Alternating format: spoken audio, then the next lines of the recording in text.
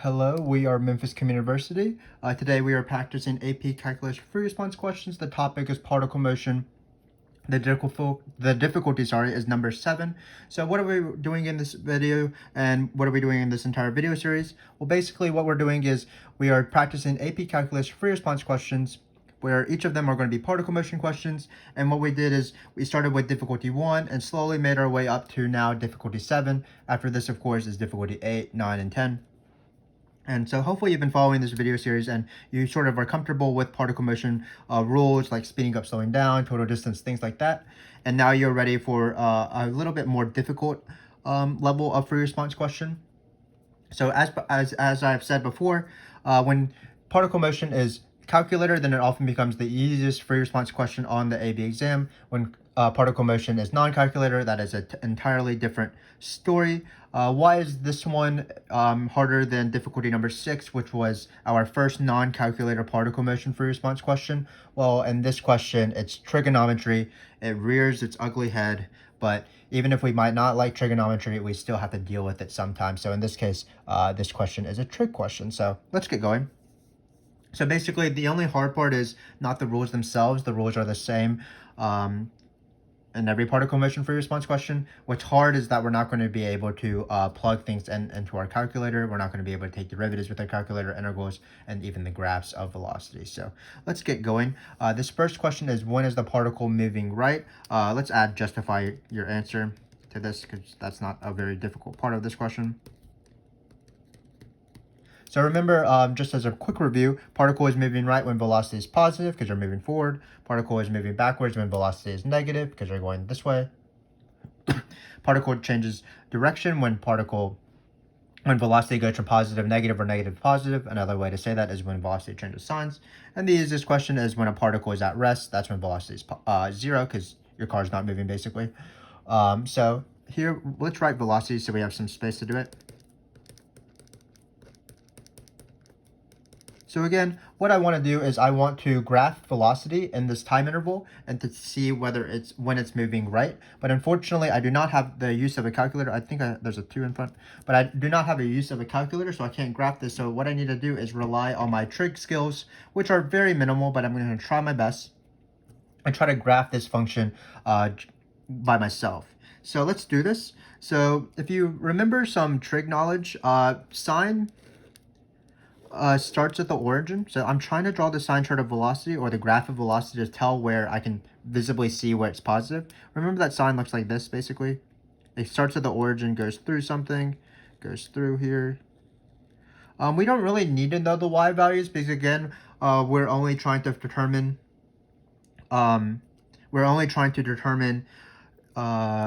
whether things are positive or negative. So it doesn't matter that this is too high, but the amplitude is too, if you want a little bit of trig review.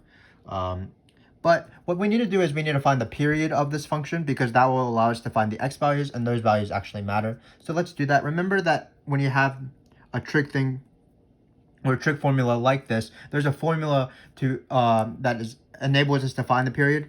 Let's call this variable b, because that's how I teach trig. But basically, it's going to be a period of this function equals pi, 2 pi over b. Sorry, I was just trying to remember the formula off the top of my head. So it's 2 pi over b. So basically what we're going to do is we're going to do 2 pi divided by this, and that'll give us the period. So let's do that. 2 pi over 3. Be careful with these fractions. When you divide by fractions, of course, you multiply by the reciprocal of the denominator. So we get 3 over pi. We just flip that bad boy, and then we cross out these pi's. So it looks like our period is 6. So that means that this point right here is 6, because that is how long it takes for the velocity to repeat. This is the middle point, so this is 3. If you want to, this is 1.5, but it's not necessary because, again, we only care where things are positive or negative. But it looks like we're going to all the way through 12, so we have to draw a second instance of this graph, a second period, but it's not going to be too bad because now we know the numbers. So this is going to be 12. We have reached the endpoint we want, and this is 9. So let's answer the question. When is the particle moving right? That is when velocity is positive, so it's right here. So particle moving right is when velocity is positive, we can just write colon, that is when 0 and 3 and 6 to 9. And that is our answer. Let me just super answer this question. Well, the particle is at rest at 0, 3, 6, 9, and 12 because those are the zeros of velocity. The particle changes direction. Notice at 3 because it goes from positive to negative. At 6 because it goes from negative to positive, and then 9 as well because it changes signs at that instance. As finally, when is the particle moving backwards or to the left? That's going to be 3 to 6 because velocity is negative, and also 9 to 12. So hopefully you can see that in these particle motion questions that are even a higher difficulty 7 out of 10, it's not too bad. The hardest part is actually not calculus, it's actually trigonometry, where in this case we had to graph the functions. But if we can sort of review our trigonometry, these questions aren't too bad. They're basically the same level as normal questions, just without a calculator. So let's read this big paragraph guy. I didn't leave myself enough space. But basically, I would just want to review a few formulas for part B. It's nothing too special because I did write but do not evaluate the best words on the AP Calculus exam. But basically, what we're going to try to do is we're going to try to write a formula for total distance, and then we're going to try to write a formula for average velocity.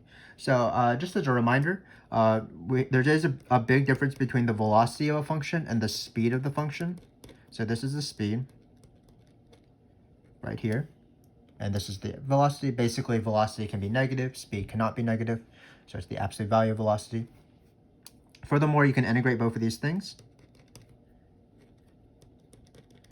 When you take the integral of this thing, this is total distance, because you want to consider all your negative velocity time intervals to be positive distance traveled, and we're going to put 0 to 12 here. So this is the answer to part A.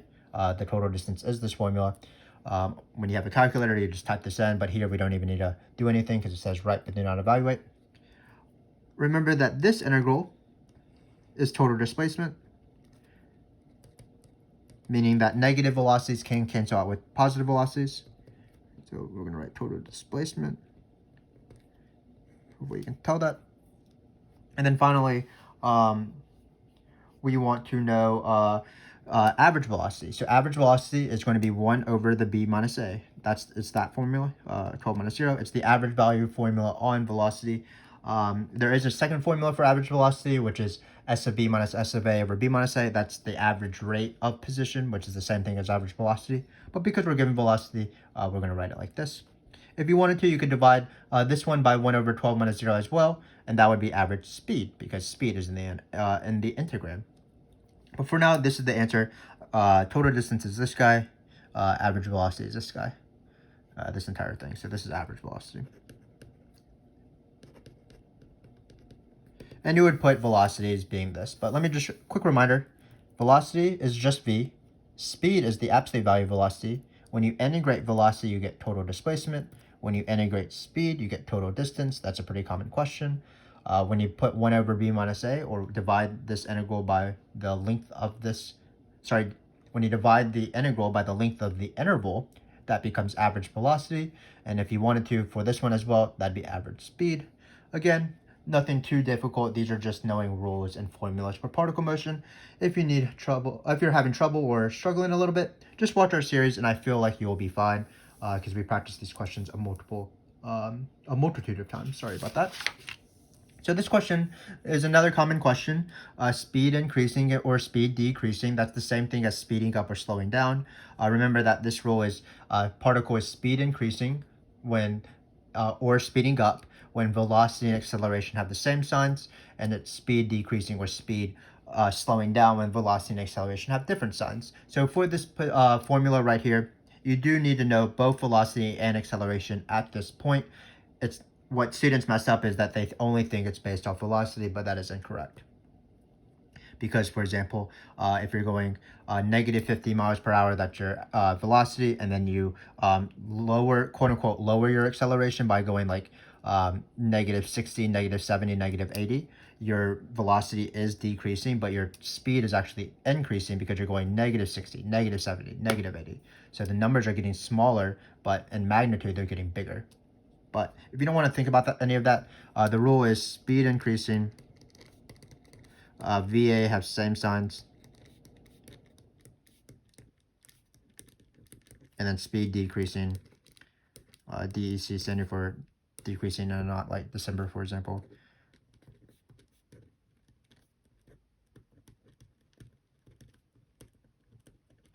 Great. So what we need to do is we need to find velocity. First, we're going to have to plug in 2. Then we're going to have to take the derivative and then plug in 2 into that. So from the first page, I believe velocity, let's check to make sure. Velocity is 2 sine of pi over 3 over 2. So again, this is still not too bad. It's just, we just need to know some trig. And trig is unfortunate, but I think we can do it. So the first thing we're going to do is we're going to plug in 2 here. So when we plug in 2, we'll get 2 times sine of 2 pi over 3. Let me draw out this unit circle thing to find out whether velocity, what is the sine of 2 pi over 3. So remember 2 pi over 3 is pi over 6. No, not pi over 6. Pi over 3 and pi over 3. So you have a 60 and a 60. So it's this right here. This forms a 60. This is the 30. So this side is going to be the 1/2 side because it's opposite. The smallest side is opposite the smallest angle. This is 3 over 2. This is 1. Some of you might have all this memorized, but I don't like to memorize things. And this is negative and negative. So when we are trying to find the sine of 2 pi over 3, that's going to be the y value because we are on the unit circle with hypotenuse 1. So that's going to be negative root 3 over 2. So why are we doing this? Remember that we don't actually care about what the velocity actually is. All we care about is its sign, excuse me. So that's negative root 3. This negative is very important. The 2's cancel, but it didn't matter. And this is less than 0. But we're not done yet. We can't just say it's slowing down because velocity is negative. Again, we have to compare it with the sign of acceleration. So let's do that. Again, like normal, I'm not super organized, but hopefully you can forgive that. So let's find a of t. So a of t, well, it's going to be 2. I'm taking the derivative. The derivative of sine is cosine. But be careful of the chain rule. We do need to apply the chain rule because we have an inside function, the inside function being pi over 3t. That derivative is just pi over 3, just like the derivative of 2x is 2. So we have pi over 3 here. And now we're going to plug in a of 2. So we're going to get 2. We can just move this to the front because it's not important in the cosine. We get 2 pi over 3. Well, luckily we have this little chart here. So cosine is going to be the x value here. So it's going to be negative 1/2. So we're going to end up with negative 1/2 times this thing right here will be negative 2 pi over 6, I believe, because 2 times 3 is 6, which is equal to negative pi over 3. Again, this number doesn't really matter at all. All that matters is that it is negative, so it is negative. So let's try to answer the question. Well, if velocity is negative at 2 and acceleration is negative at 2, that means the particle is actually speeding up. So again, velocity being negative could still imply the particle is speeding up because you need both signs. So let's write that. Because, try to be neater than I am, just randomly writing things here and there. But because V and A have the same sign at t equals 2, that means that the particle is speeding up there, or the speed is increasing.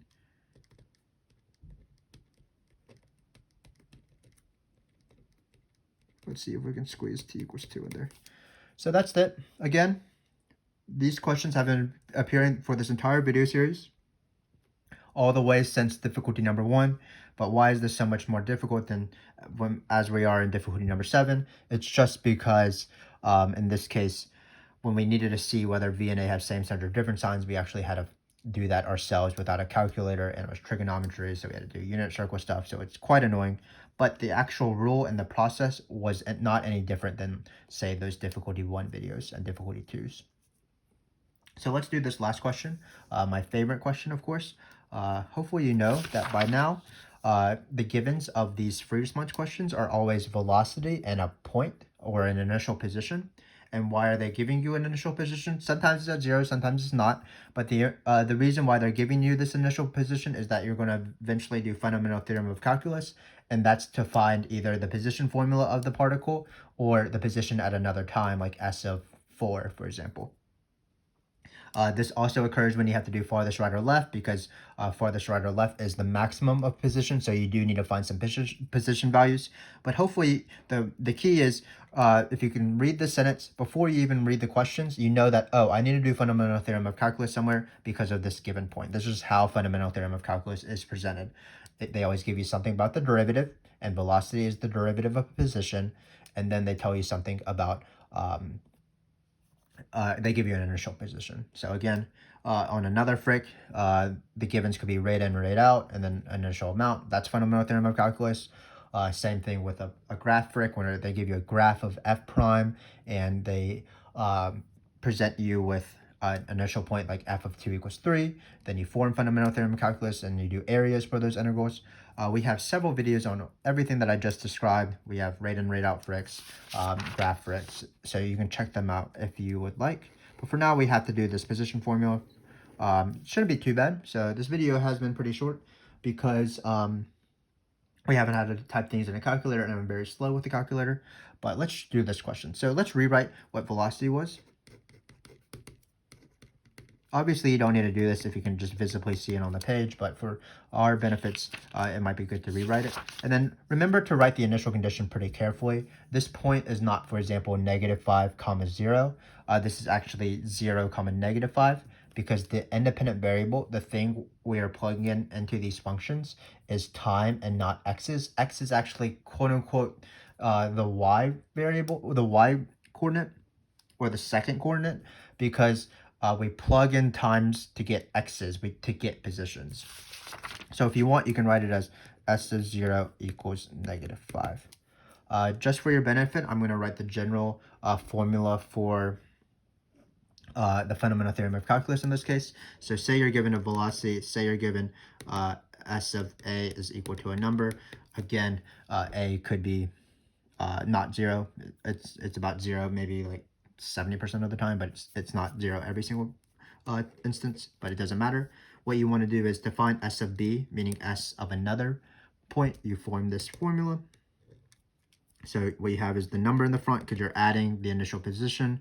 Then you go from the given number is on the bottom, the want time is on top, and you write v of t, and this is the formula.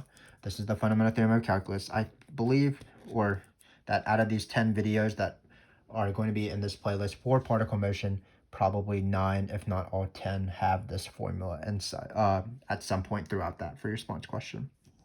So let's do it in this case. So if we want to find v of 2, this is the want time, so it's going to be on the top. If t equals 0, so this was t equals 0, it was the given time, it's going to go right here, and then the initial position is going to go right here. So this is s of a, if you want to write it like that, s of a. So let's do it in this case. So first, I'm going to set it up. That's the key step. So we have v of 2 equals, again, it's the initial position, -5, plus this integral. We can already replace it with what the velocity was given us. And then we're going to put numbers on the integral. So it's going to go 0 because 0 was the initial time. It's not because 0 is always in the bottom of the integral. And then we have 2 because it's the time we want to find the position for. So right here, right here, right here. The want time is what I call it. So now that once you set up this integral, all you have to do is do the integral. So let's do that, and then we will be done. So here, technically, it is a u sub because there is an inside function, pi over 3 times dt. But this u sub is easy enough where I can just take the antiderivative just by looking at it. So I encourage you to do that as well. If you need help on this, watch our video called Skipping U Substitutions in our integration playlist. I believe that's what the video is called. But for now, let's just take this antiderivative. So we have a 2 here. We can just write the 2 because we can always take the integral, these constants outside of the integral. Now we have to take the integral of sine. I like to think of derivatives backwards. I know that the derivative of cosine is negative sine. So that means that the derivative of negative cosine is sine. So the antiderivative of sine is negative cosine. So negative cosine. We have an inside function, but we don't change that. That becomes the u if you're actually going to do a u substitution. But we have to account for we have to account for the inside function here. So what we're going to do is, instead of multiplying by pi over 3, which occurred when you did the chain rule, u subs are the opposite of the chain rule, so we're going to actually multiply by the reciprocal of pi over 3. So we're going to multiply by 3 over pi instead. If you want, you can take the derivative of this. The derivative of negative cosine is negative sine, so it's sine of pi over 3t. We would multiply by pi over 3 because of the chain rule. The pi over 3's would cancel, and you would be left with the function we started off with. But so this is the antiderivative. Because we have numbers, we're going to plug in 2 and 0. So hopefully you can tell that I'm plugging in 2 and 0. Just like normal with Fundamental Theorem of Calculus, 2 into all of this minus 0 into all of this. Just be careful you don't add -5 twice, because that's the point of the -5. You don't want to cancel it out. So I'm going to write -5 plus, plugging in 2 here. We can combine this 3 over pi with a 2 because they're both constant. So we can write 6 over pi.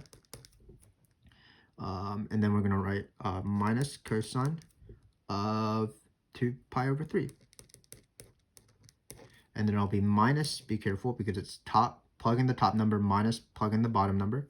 It's still going to be 6 over pi because 6 over pi is attached to the cosine. Then it's going to be minus cosine of 0, I believe, inside, because pi over 3 times 0 is, of course, 0. So we have this formula right here. So we're actually almost done. If you need a reminder, cosine of 2 pi over 3, 2 pi over 3 was this angle right here. It is -1/2. So basically what we need to do in this question is just be very careful with negatives. So we're going to get -5 plus 6 over pi, negative 1/2, because there's a negative here, but cosine of 2 pi over 3 is negative as well. Then we're going to get minus 6 over pi. Well, cosine of 0 is 1, so it's times -1. So it looks like we just have a bunch of negatives canceling. So we're going to get -5. So this -1 times -1, that means 1. So it looks like we're going to get 12 over pi. No, not 12 over pi, sorry. 6 over pi over 2. 2 pi. Ooh, because the 6 is right here, the 2 is still in the denominator, so it'll be 2 pi. And then it looks like this -1 will cancel out with this negative, so we're going to end up with 6 over pi. So finally, we can actually combine some of this stuff, because this is 12 over 2 pi. Sorry about that. So let's do that. I don't think my brain is ready to do all these fractions, so I'm going to write out all the steps.